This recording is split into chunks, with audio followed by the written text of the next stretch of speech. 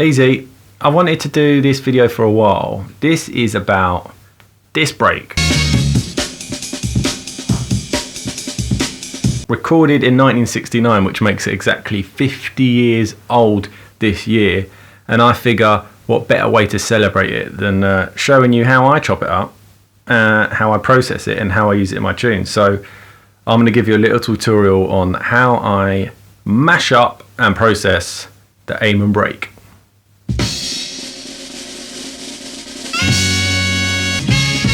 So we're in Cubase 10 here, and I have got a sample of the aim and break.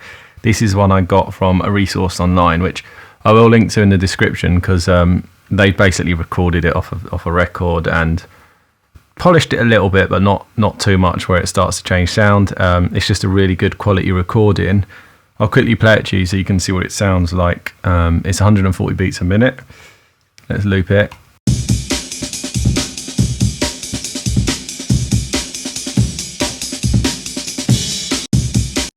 Sounding really nice, right? So the way I work with aim and breaks is some people, just to explain, some people will speed this up. They'll time stretch it. So for example, at 140, you might time stretch it to 170 using a quick tool like that, or you might use some sort of plugin. Fine. But what happens when you time stretch it is you get artifacts A, and it changes the characteristic of the break. So everything sounds pitched. I'll just quickly play it to you.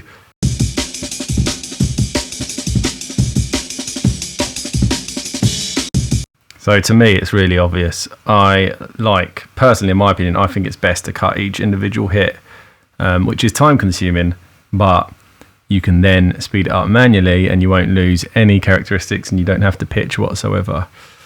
So what I'm going to quickly do, and you could use hit points and automatically get them done for you by like Cubase or whatever software you're in. But I always find manual chops better. And I feel like, I quite enjoy it. It's quite therapeutic in a weird way. And I feel like I'm actually doing something rather than letting the machine do it all. So obviously these are quite zoomed out and they're quite rough, and you probably want to cut them as close to 0 points as you can. What I do is, once I've got a rough arrangement of the breaks, I struggle to talk and work at the same time, and that's bad, isn't it? Anyway, once I've got a rough arrangement of my break, I will then zoom in and tighten them up. I'll fade out the ends, fade in the start so there's no pops, and I will make sure, they're cut in time. I'm literally just eyeballing it here. It's probably pretty good, but, you want it to be bang on.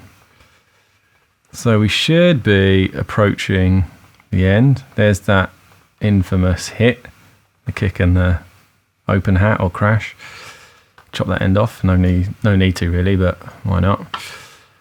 Okay, so I've got my break roughly chopped, and at this point what I like to do is separate the break out onto different channels. So I'll put the kicks, the snares, the hats and percussion on separate audio channels. So what I'm going to do is just going to add 2 audio channels. You'll see underneath here, I've got one I cut earlier because it takes ages to tighten it up, and I'm not going to bore you with that. So I'm going to start this process, then I'm going to skip to that. There's no effects or anything. It's just split into 3 channels and tightened up. But let's start anyway so you can see what I would do. Before I move into separate channels, I will just get a rough, let's turn my snap on. I'm just going to get a rough arrangement of the break, or I'm just going to speed it up and put it in time so that it's riding at 174. Oh, my project's set to 174, by the way. What I could have done is set the project to 140 and then just cut on the grid. That'd have been much smarter, in actual fact. Just goes to show, doesn't it? I am pretty stupid. Right, so let's just test one bar. Sounding nice. So I will crack on. Just like to check it to make sure I'm keeping the rhythm and the timing right, because it could be easy to go off here. So let's check bar 2. Yeah. 3. You know, you can see, if you're new to this, it may be a little bit harder, but after a while you get used to what looks like hi-hats, what looks like kick drums, what looks like snare drums, just from the waveform. You can kind of eyeball it. Just check that. And then last one, is where the break rolls, so the kick isn't on bar on this one, but that's what makes this break so awesome.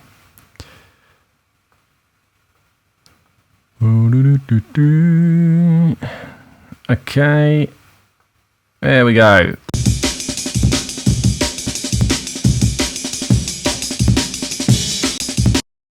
So you can hear little pops on that, but ignore those. More importantly, it's sounding a lot better sped up. I'll quickly, just to show you, let's pull back the 140 version, and we're going to time stretch that one. That might time stretch all of them actually. No? I'm going to time stretch that one so you can just quickly hear the difference. Let's play this one.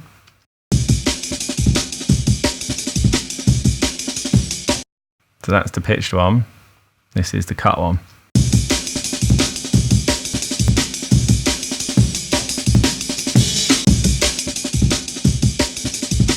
You can hear the artifacts. Artifacts. It's starting to sound a little bit warped and computerized on this version. So I'm now going to split the break. So really that's step one in my eyes. So what I'm going to do now is split. So we're going to leave kicks alone. I'm going to grab the snares. And like I say, that is a kick, that is a snare. You start to learn, don't always get it right, but you start to learn what's what. So I think that's all the snares.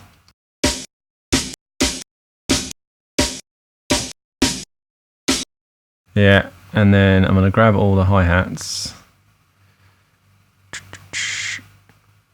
move them onto another channel. Bang, bang, bang. Let's check that.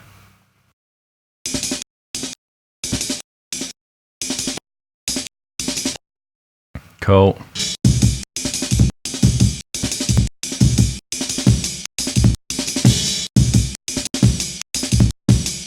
That's a hat.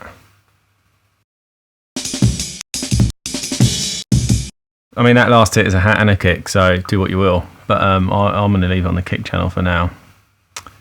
So you end up with this, and what you're going to want to do now is get nice and tight, and just make sure.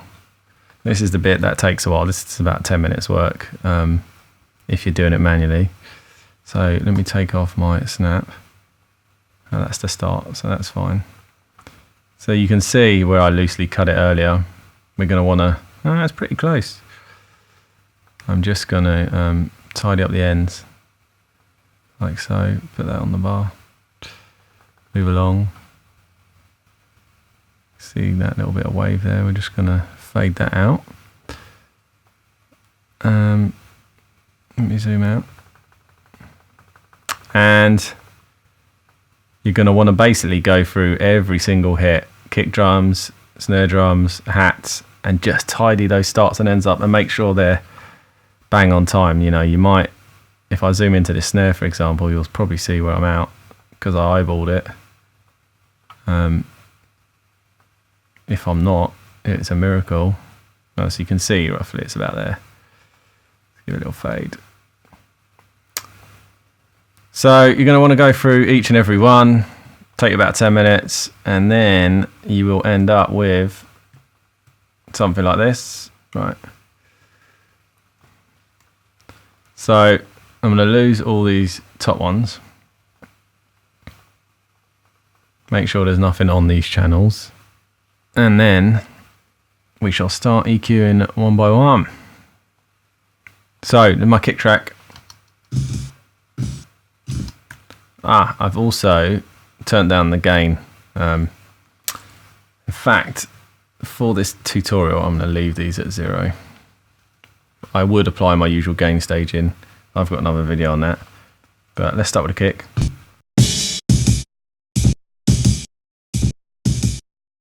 So I'm gonna do a little EQ, and I just want to really bring out where the FUD is, which is about probably around here, 100, 110.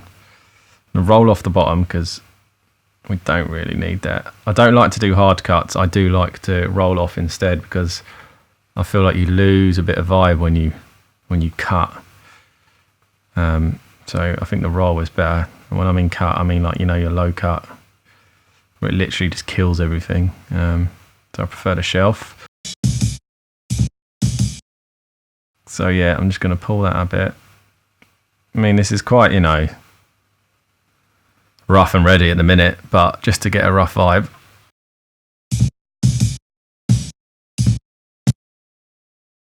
Maybe more here.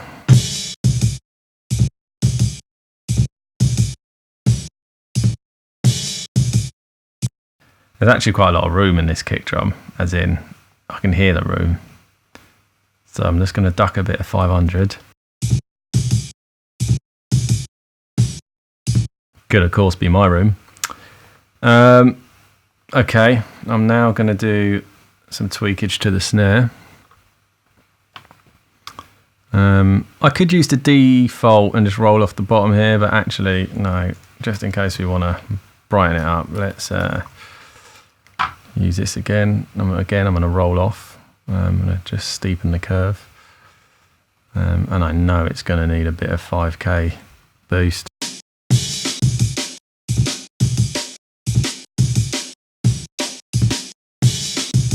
Already sounding nice. So hi-hats, I'm gonna, again, EQ, I'm gonna roll off the bottom.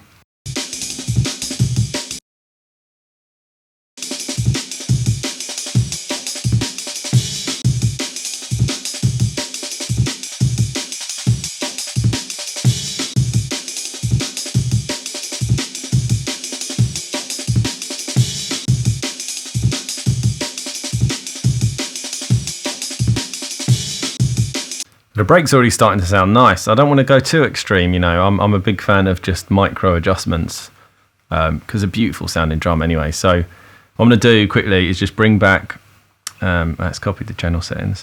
What I'm going to do is just bring back the original loop here so we can A/B what I'm doing and what it did sound like, just to make sure I'm not, completely ruining it. Let's have a listen.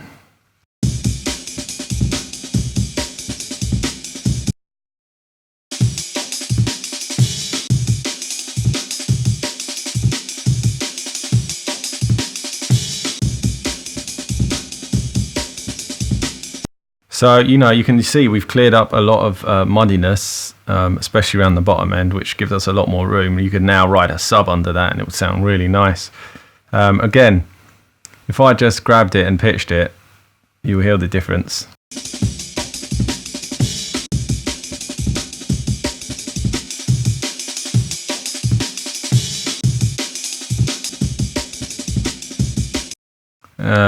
So I think that sounded a lot better. Maybe I've been a bit too harsh on the bottom there. What I'm going to do now is I'm going to add a little bit of compression. I love this Waves RVox because it's actually it's a really transparent compressor. You just don't notice it. And I mean, it's for vocals, but I use it on everything, to be honest. So I'll play back and then just add a bit now.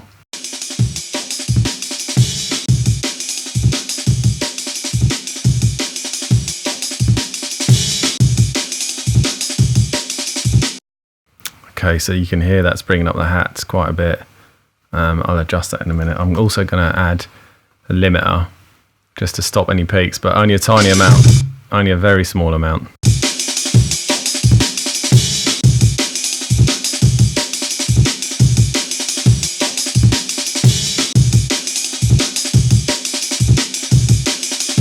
This is why I'd be doing gain staging, because we're already at -2, which is not good. You wouldn't be able to fit anything else in the mix, so I would bring these gains down and work at a quieter level, but I want you to be able to hear this in this instance. Right, so that's your base before you want to start getting creative or artistic. At this point, you could actually probably save this as a template, to be fair, but at this point, I would then start to be a bit creative. So, I mean, I've got my raw aiming. I might obviously change the arrangement because I'm not going to want to use the default pattern, and I might start pitching hits. I always like to add a bit of distortion. To be fair, if you know my track Human from my album,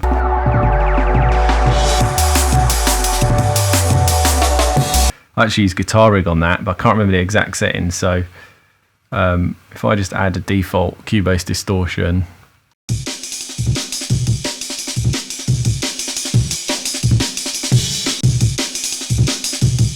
I love that crunch you get. So let's A/B it.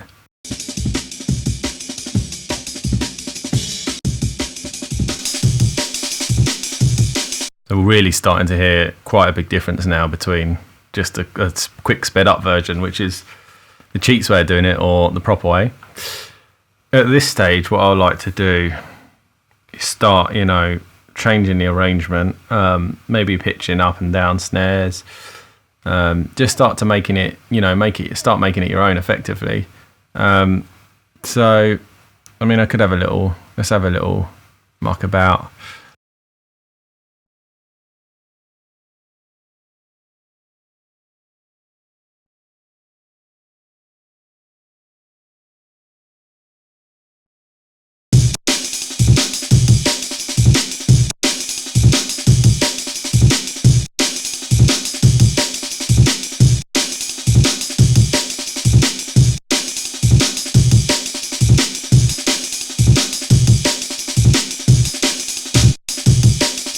I really like to do little pitches, so if I transpose it up to, I'll colour that in, so I like to do that so I know what I've edited. It's a nice little roll there. What shall we throw in? That one.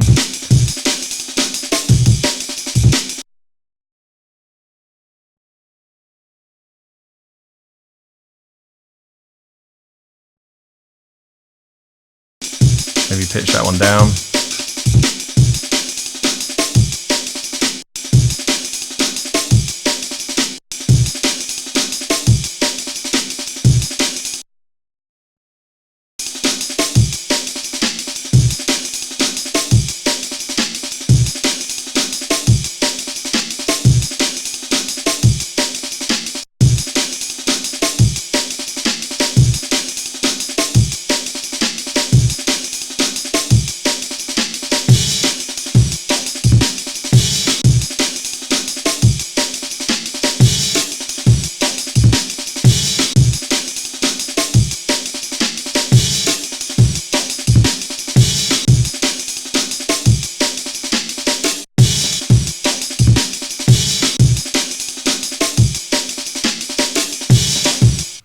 What I want to do is get that roll.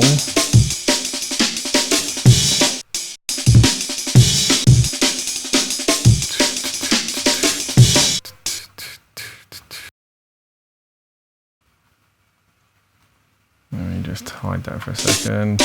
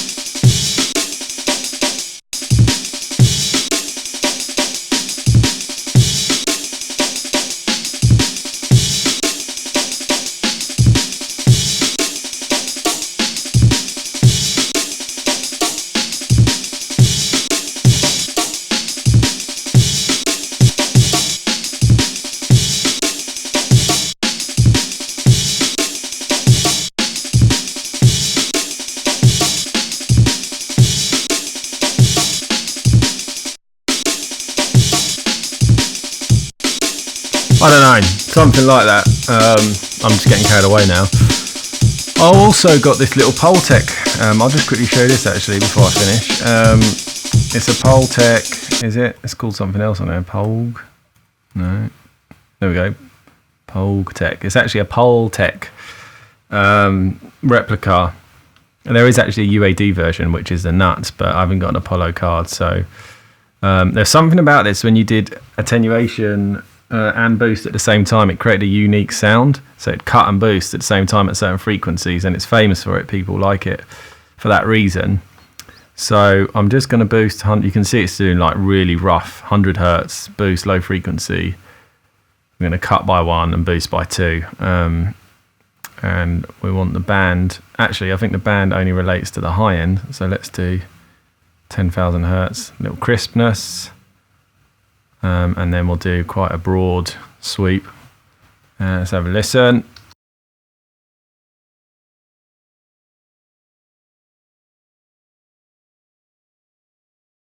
You can hear it just brightens those tops, and it just gives a nice warmth. Again, I'm going to A/B it against the original.